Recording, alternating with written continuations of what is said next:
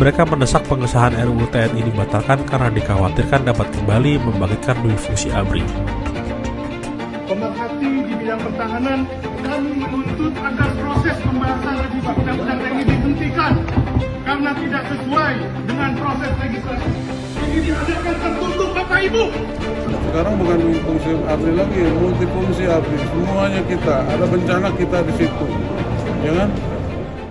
Panglima TNI Jenderal Agus sempat menyatakan bahwa peran TNI saat ini telah berkembang menjadi multifungsi, bukan lagi dui fungsi, seperti yang diterapkan pada masa Orde Baru.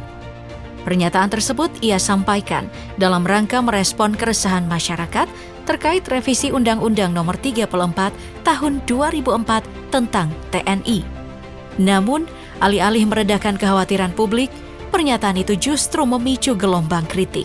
Banyak pihak menilai bahwa konsep multifungsi yang disebutkan Panglima TNI berpotensi mengaburkan batasan antara ranah sipil dan militer.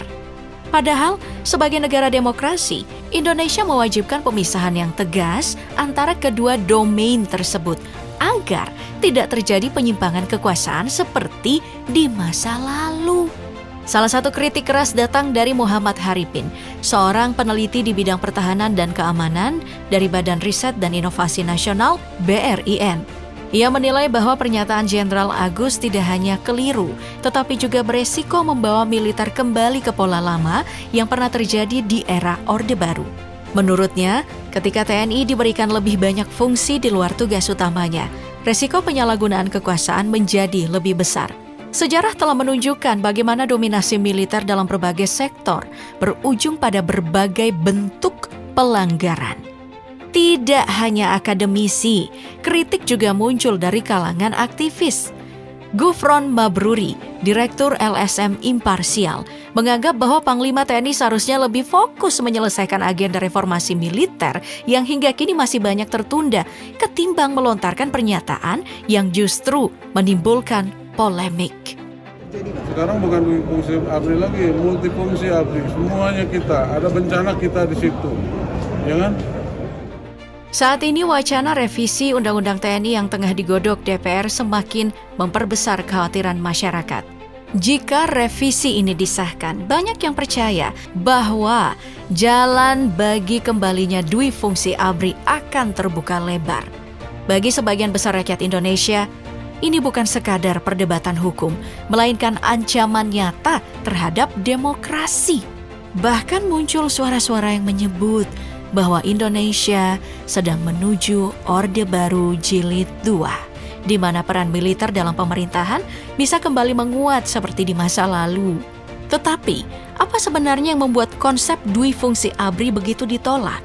Mengapa masyarakat merasa terancam dengan kembalinya keterlibatan militer dalam urusan sipil? Nah, dui fungsi ABRI adalah kebijakan yang lahir di era Orde Baru, di bawah kepemimpinan Presiden Soeharto. Saat itu, Indonesia menerapkan sistem pemerintahan otoriter yang membatasi hak-hak demokrasi masyarakat. Kebangkitan terhadap kebangkitan kembali kebijakan ini bukan tanpa alasan. Sejarah mencatat bahwa peran ganda militer dalam pemerintahan beresiko membuka jalan bagi penyalahgunaan kekuasaan, pelanggaran hak asasi manusia atau HAM, dan pelemahan demokrasi. Jika ini dibiarkan, bukan tidak mungkin sistem otoriter masa lalu akan kembali terulang. Selain itu, keterlibatan militer dalam urusan sipil juga menjadi sorotan. Tentara yang terbiasa dalam pendekatan disiplin dan komando dinilai tidak cocok untuk mengelola ranah pemerintahan sipil. Dominasi mereka di sektor pemerintahan juga bisa mengurangi peran warga sipil dalam pengambilan kebijakan negara. Karena itulah, banyak pihak menolak keras revisi Undang-Undang TNI yang sedang digodok DPR. Bahkan beberapa kelompok masyarakat rela turun langsung untuk menggagalkan pembahasannya, termasuk aksi mendatangi hotel tempat DPR menggelar rapat. Proses pembahasan revisi Undang-Undang TNI dihentikan karena tidak sesuai dengan proses legislasi. Ini diadakan tertutup, Bapak Ibu.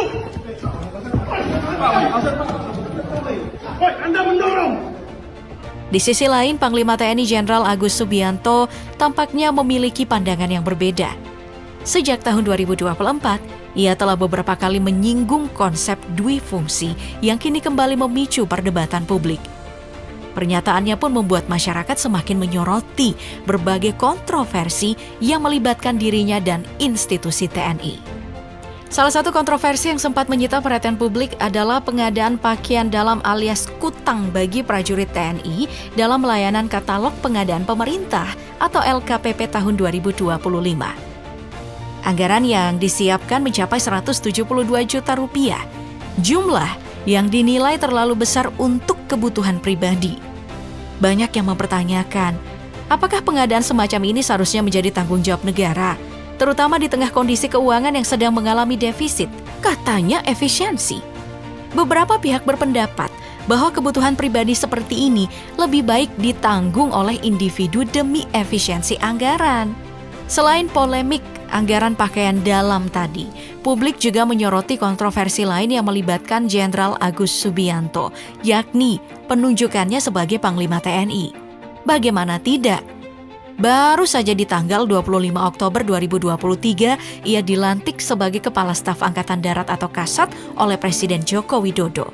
Namun, hanya dalam hitungan hari, tepatnya 31 Oktober 2023, namanya kembali diajukan sebagai calon Panglima TNI untuk menggantikan Laksamana Yudo Margono yang akan pensiun. Proses kenaikan jabatan yang begitu cepat ini memicu dugaan adanya praktik nepotisme. Banyak pihak mencurigai bahwa hubungan dekat antara Jenderal Agus dan mantan Presiden Joko Widodo menjadi faktor utama di balik pencalonannya, bukan sekadar faktor kompetensi semata. Tak berhenti di situ, kebijakan Jenderal Agus setelah menjabat pun turut mengundang kontroversi. Salah satunya adalah keputusannya menaikkan pangkat Sekretaris Kabinet Teddy Indra Wijaya dari Mayor menjadi Letnan Kolonel. Kenaikan pangkat Mayor Teddy menjadi sorotan karena ia tidak pernah menempuh pendidikan di Sekolah Staf dan Komando atau Sesko TNI, yang merupakan syarat utama bagi perwira menengah yang ingin naik ke jenjang lebih tinggi. Banyak pihak menilai bahwa keputusan ini tidak hanya melanggar aturan, tetapi juga menciderai rasa keadilan di dalam tubuh TNI. Pasalnya, banyak prajurit lain yang udah bertahun-tahun bertugas di lapangan dan mengikuti pendidikan militer formal, tidak mendapatkan kenaikan pangkat serupa. Kritik terhadap kebijakan ini didasarkan pada Peraturan Panglima TNI Nomor 40 Tahun 2018 yang secara jelas menyebutkan bahwa lulus dari Sesko atau pendidikan setara adalah persyaratan wajib bagi perwira yang ingin naik dari pangkat mayor ke letnan kolonel. Markas Besar TNI akhirnya angkat bicara terkait polemik kenaikan pangkat Mayor Teddy Indra Wijaya. Kepala Pusat Penerangan Mabes TNI, Mayor Jenderal Haryanto, menyatakan bahwa keputusan tersebut merupakan bentuk penghargaan atau dedikasi Teddy di lingkungan militer. Menurutnya, kenaikan pangkat dengan mekanisme kenaikan pangkat reguler percepatan atau KPRP bukanlah hal yang baru dan sering diberikan kepada prajurit yang dianggap berjasa bagi institusi dan negara. Namun, penjelasan tersebut tak serta-merta meredam kritik. Publik mempertanyakan, mengapa kenaikan pangkat diberikan kepada seseorang yang tidak pernah menempuh pendidikan Sekolah Staf dan Komando atau Sesko TNI yang seharusnya menjadi syarat wajib. Sementara itu, Panglima TNI Jenderal Agus Subianto sendiri tidak memberikan tanggapan, meskipun keputusan ini tentu berada di bawah wewenangnya. Yang menjadi perhatian, kenaikan pangkat ini juga terjadi di tengah pembahasan RUU TNI yang disebut-sebut berpotensi membuka kembali dui fungsi ABRI, salah satu warisan Orde Baru yang selama ini ditolak oleh banyak pihak. Keterkaitan antara dua hal ini pun semakin menimbulkan kecurigaan di masyarakat. Meskipun Jenderal Agus memilih diam dalam polemik kenaikan pangkat Mayor Teddy, ia pernah menanggapi isu dui fungsi ABRI di tahun 2024. Pernyataan yang masih terus menuai perdebatan hingga kini. Selain kebijakan kontroversialnya, kekayaan Jenderal Agus Subianto juga menjadi sorotan. Berdasarkan laporan terbaru, pria kelahiran 5 Agustus 1967 ini memiliki kekayaan mencapai 19,5 miliar rupiah, dengan sebagian besar asetnya berupa tanah dan properti. Ia tercatat memiliki 11 aset tanah dan bangunan yang tersebar di berbagai wilayah. Dengan beberapa di antaranya memiliki nilai tinggi. Sebuah tanah di kota Bogor diperkirakan bernilai 2,1 miliar rupiah. Sementara tanah lain di Cimahi sebesar 2,4 miliar rupiah. Aset termahalnya adalah tanah di kota Bandung yang ditaksir memiliki nilai 3,3 miliar rupiah. Di tengah berbagai isu yang menyelimuti kepemimpinannya, sorotan terhadap kekayaannya semakin menambah panjang daftar kontroversi yang melibatkan Panglima TNI. Dalam laporan harta kekayaan penyelenggara negara LHKPN tahun 2024, Jenderal Agus Subianto melaporkan bahwa ia memiliki 1 unit kendaraan roda 4 yang tersimpan di garasinya. Mobil tersebut adalah Nissan keluaran 2011 dengan perkiraan nilai 70 juta rupiah. Selain kendaraan, ia juga mencatatkan kepemilikan kas setara kas serta berbagai harta bergerak lainnya yang jika ditotal mencapai 3,2 miliar rupiah. Namun, kepemilikan kekayaan sebesar itu sebenarnya tidak mengejutkan. Sebagai seorang perwira tinggi yang telah lama berkarir di lingkungan militer, wajar jika Jenderal Agus memiliki aset dalam jumlah besar. Lulusan Akademi Militer tahun 1991 ini telah menduduki berbagai jabatan strategis di TNI. Pada periode 2017 sampai 2018, ia dipercaya menjadi Komandan Korem 132 Tadulako.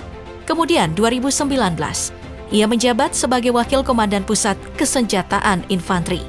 Bahkan, pada tahun 2020, ia sempat memimpin pasukan Pengamanan Presiden atau Pas Pampres, sebuah posisi prestisius yang semakin memperkuat karir militernya.